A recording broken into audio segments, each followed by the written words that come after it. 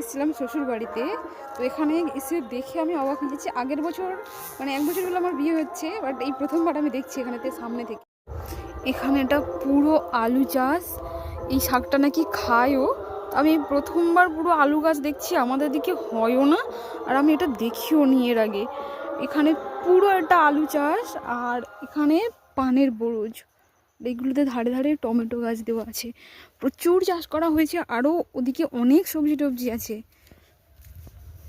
এগুলো পেঁয়াজ গাছ, আমাদের যেখানে বাড়ি সেখানে তো আমি সেটা দেখতেই পাই না।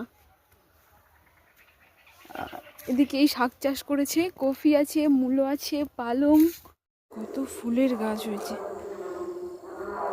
এদিকে দাদা গোলাপ ফুলের গাছ দিয়েছে, আরও অনেক ধরনের ফুল আছে এখানেতে।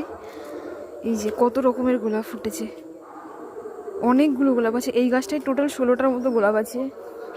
আর এটা সাদা গোলাপ, আর এটা লাল হয়, আর এটা এখনও ফোটেনি সেভাবে। আর এগুলো ওই ছোট ছোট যে হাজারি গোলাপ বলে না, ওইটা সেটা।